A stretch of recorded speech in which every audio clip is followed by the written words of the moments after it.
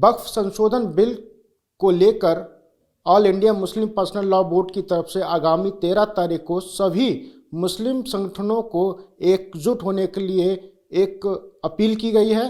उस पर all India Muslim personal law board की तरफ से प्रवक्ता हैं, उनसे हम बात करते हैं। जनाब, 13 तारीख को आपकी तरफ से, अध्यक्ष साहब की तरफ से एक अपील की गई है, सभी एकजुट हो जाएं और 13 तारीख को जंतर मंतर पर पहुंचें। क्या मसला है?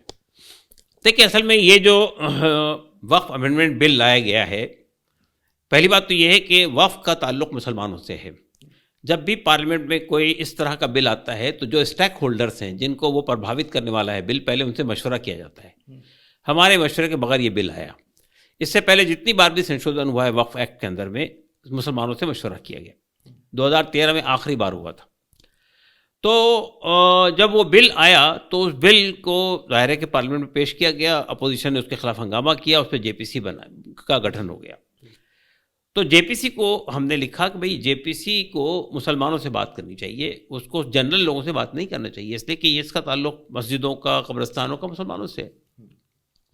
लेकिन जेपीसी ने एक जनरल बात की, सबसे मांगा राय, ईमेल के जरिए से अपनी राय भेजिए। तो हमने कोशिश की कि ज़्यादा से ज़्यादा लोग मुसलमान उसमें हिस्सा लें। तो हमारी कोशिशों से तकरीबन 5 करोड़ लोगों ने राय भेजी जेपीसी को ईमेल के जरिए से, और उसमें इसको बिल को टोटली रिजेक्ट किया। उसके बाद हमने जेपीसी से मुलाकातें की, हमारी 2 बार मुलाकात हुई पर्सनल लॉ बोर्ड की, और जितनी तंजीमें हैं सब ने मुलाकातें की और अपना पक्ष रखा उसके अंदर। उनके सामने बहुत विस्तार से हमने बात रखी कि ये बिल कैसे हमको अफेक्ट कर रहा है। उसके बाद हमने जितने अपोजिशन पार्टीज़ के लोग हैं उनसे मुलाकातें की, जेपीसी के मेंबर से मुलाकातें की। उसके बाद हमने नीतीश कुमार जी से मुलाकात की। उसके बाद हमने चंद्रबाबू नायडू साहब से मुलाकात की। लेकिन इन सब मुलाकातों के बाद आप जानते हैं कि जेपीसी में जो अपोजिशन के मेंबर थे, 10 मेंबर, उन्होंने जो 14 अमेंडमेंट को पर अमेंडमेंट दिए थे उसको रिजेक्ट कर दिया गया। और जो जेपीसी के अंदर बीजेपी के मेंबर थे, उन्होंने जो 14 अमेंडमेंट दिए, यानी 44 अमेंडमेंट तो अपोजिशन के आपने रिजेक्ट कर दिए, और 14 अमेंडमेंट जो रूलिंग पार्टी के लोगों ने दिए थे वो ले लिए आपने। तो अब जो बिल आ रहा है, जो बिल पेश किया जाएगा पार्लियामेंट में, जिसको कैबिनेट ने अप्रूव कर दिया है, वो एक नया बिल है। और उस बिल को जब दोबारा पार्लियामेंट में रखा जाएगा तो कुछ हो सकता है कि वो यानी सदन में ही रुक जाए, या हो सकता है कि वो मंजूर कर लिया जाए। लेकिन अगर वो मंजूर हो जाता है तो हमारा मानना ये है कि उसके नतीजे में हमारी मस्जिदें, हमारे कब्रिस्तान, हमारे आपके खानखाहें, हमारे मदरसे, सब पर एक तरह का उसको हड़पने का, उसको ख़त्म करने का, उसको तबाह करने का एक रास्ता खुल जाएगा। तो हमने ये तय किया है कि जब हमने सब कुछ इस्तेमाल कर लिया, जितने कॉन्स्टिट्यूशनल रास्ते थे, जितने संवैधानिक रास्ते थे, सबको हमने एग्जॉस्ट कर लिया। लेकिन अब जब भी सरकार के कान पे जूं नहीं लग रही है तो हमने ये फैसला किया कि हम यहाँ पर 13 तारीख को धरना करेंगे। और वो धरने का इत्माम हो रहा है, जिसमें मुसलमानों की जितनी तंजीमें हैं, जितने संस्थाएं हैं, सब शामिल होंगी, तमाम स्कूल ऑफ थॉट्स के लोग शामिल होंगे। और इसके साथ साथ हम कल विजयवाड़ा में भी बड़ा धरना कर रहे हैं।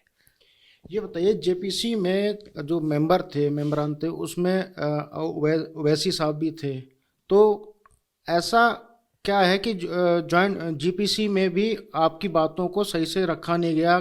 कहाँ कमी रही? किसने नहीं रखा? हमने तो रखा अपनी बातों को, हमने जाके रखा। और हमसे तो ये कहा गया, कमेटी के कई लोगों ने कहा हमारे सामने कि ये अब तक के जितने डॉक्यूमेंट सबमिट किए गए हैं इस संशोधन बिल के ऊपर है, सबसे अच्छा डॉक्यूमेंट है।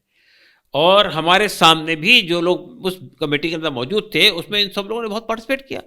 मनोज आपके ये जो संजय सिंह है, उन्होंने, राजा साहब ने, कल्याण बनर्जी साहब ने, असदुद्दीन अवैसी ने, इमरान मसूद साहब ने, नासिर साहब ने, वहीबुल्ला नदवी साहब ने, सब लोगों ने पार्टिसिपेट किया।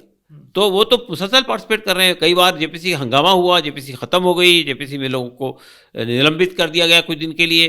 तो ये सब तो वहाँ पे हुआ, लेकिन उनकी बात सुनी नहीं। मैंने बताया ना, आपको 44 अमेंडमेंट अपोजिशन के लोगों ने दिए थे, उसको रिजेक्ट कर दिया गया। तो जब आपने जेपीसी बनाई, क्यों बनाई? इसलिए कि उस पर आपत्ति जताई गई थी।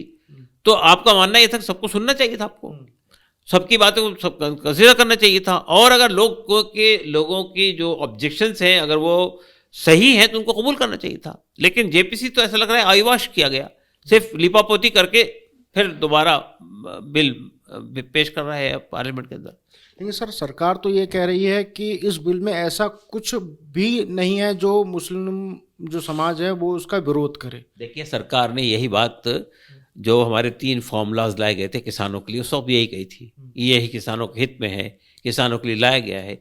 1 साल तक किसानों ने धरना दिया, सरकार ने वापस लिया। तो जब मुसलमानों के लिए हित में है तो मुसलमान क्यों एक्सेप्ट नहीं कर रहा उसको? भाई, मुसलमानों की कोई संस्था ऐसी हो जो रिकॉग्नाइज संस्था हो, ऑल इंडिया संस्था हो, रिप्यूटेड संस्था हो, किसने इसको एक्सेप्ट किया इस अमेंडमेंट को? सब ने रिजेक्ट कर दिया। तो मुसलमानों के हित में कोई बात होगी और मुसलमान रिजेक्ट कर देगा? ऐसा कैसा मुमकिन है?